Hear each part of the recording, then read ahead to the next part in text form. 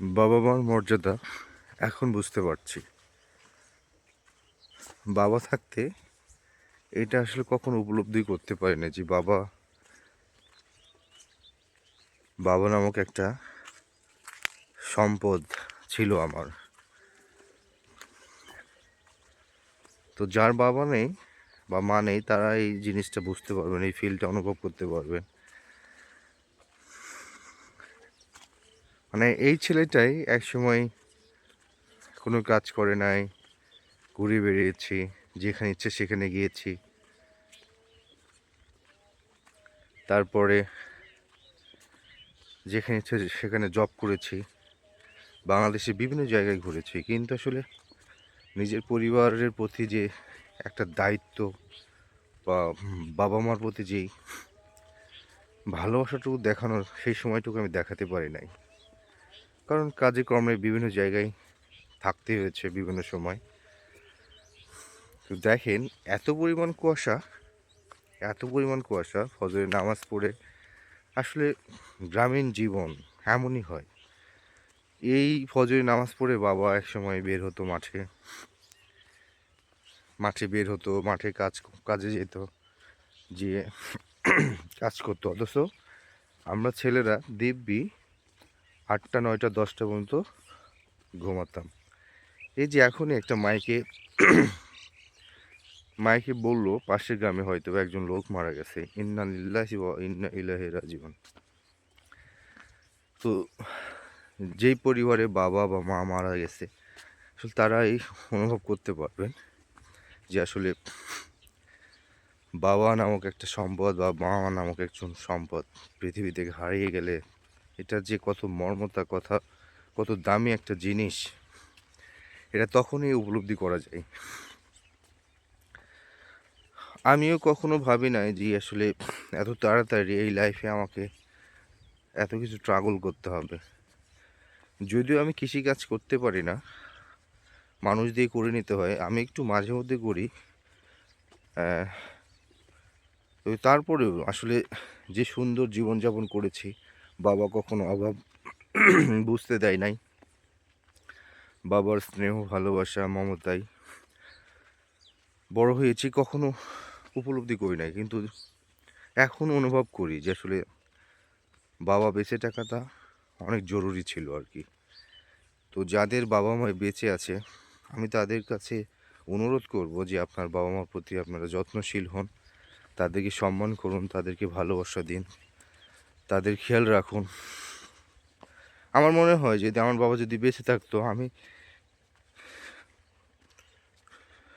মানে সত্যি কথা বলতে আমি হয়তো আমার পা ধরে হয়তো ক্ষমা চাইতাম আমি, যে আমার হয়তো সেই সৌভাগ্যটা আমার হয় নাই। আমার বাবার যেদিন মারা গেছে সেদিন আমি হয়তো নাটোরে ছিলাম।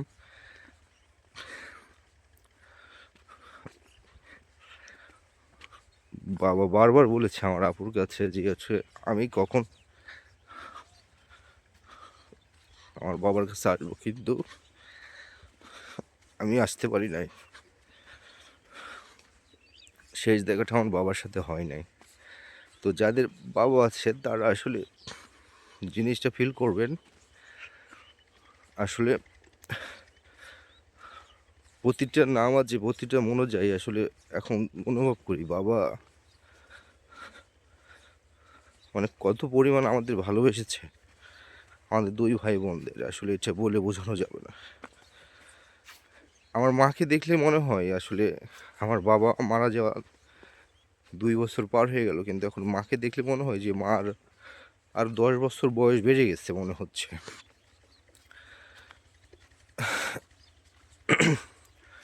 আসলে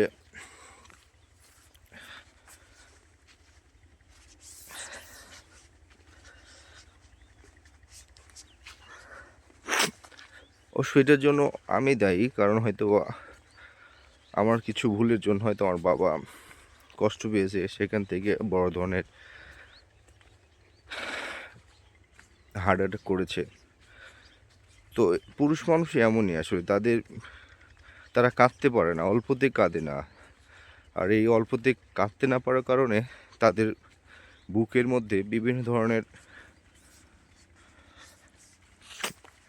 অসুখ তৈরি হয়।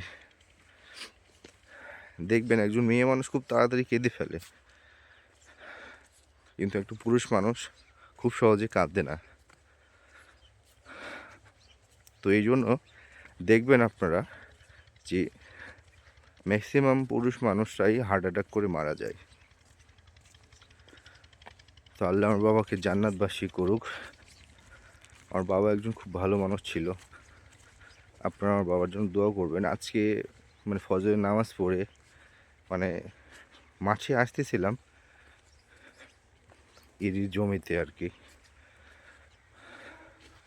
গতকাল আমার এক চাচাতো ভাইকে কাজে লাগিয়েছিলাম কাজ করার জন্য, তো আজকে ভাবছিলাম দেখার জন্য। তো মানে প্রতিটা কাজে এখন বাবার কথা মনে হয়, মার কথা মনে হয় যে আসলে তারা প্রত্যেকটা সন্তানের জন্য অনেক ভালো কিছু চায়,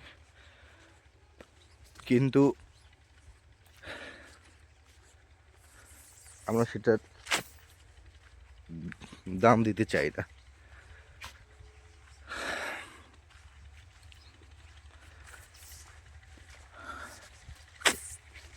যাই হোক, অনেক কষ্টের কিছু কথা অনুভূতি আসলে বলে ফেললাম। তো আপনাদের কাছে অনুরোধ থাকবে, যাদের বাবা মা বেঁচে আছে তাদের প্রতি আপনারা যত্নশীল হন, তাদেরকে অনেক ভালোবাসা দিন, তাদেরকে অনেক সম্মান করুন। অনেক ছেলে মেয়ে আছে, বাবা মা থাকে এক জায়গায়, ছেলে মেয়ে থাকে আরেক জায়গায়, হয়তো কর্মের জন্য থাকতে হয়, কিন্তু চেষ্টা করবেন বাবা মাকে কাছে রাখার।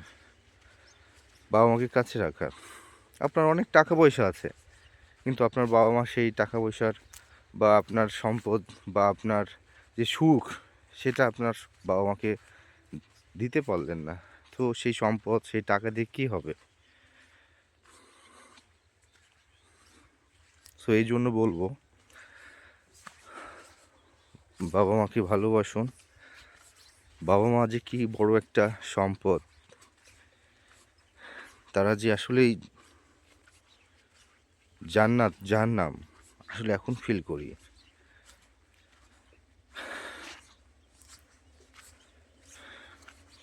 হ্যালো গাইস,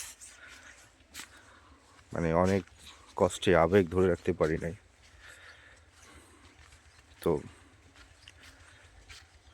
এই কুয়াশা ভেজা সকাল, কুয়াশার মধ্যে সকালে হাঁটাটা একটা অন্যরকম অনুভূতি, আর প্রকৃতির সাথে মিশে যাওয়া। তো এটা বলতে লেগে বাবার প্রসঙ্গ চলে আসছে, আর আসলে এখন প্রত্যেকটা কাজেই বাবার কথা মনে হয়। তো সবাই ভালো থাকবেন, আমার বাবার জন্য দোয়া করবেন, মার জন্য দোয়া করবেন। আর যাদের বাবা মা নয় তাদের বাবা মার প্রতি আমার দোয়া থাকলো, আল্লাহ তাদেরকে যেন জান্নাতবাসী করে। আর যাদের বাবা মা বেঁচে আছে তাদের প্রতি আপনারা যত্নশীল হন। ইনশাল্লাহ আপনার বাবা মার দোয়া একসময় আপনার জন্য পাহাড় সম বিপদও আপনার জন্য কেটে যাবে আর কি। এই কথা বলে ভিডিও এখানে শেষ করছি। আসসালামু আলাইকুম, শুভ সকাল, আল্লাহ হাফেজ।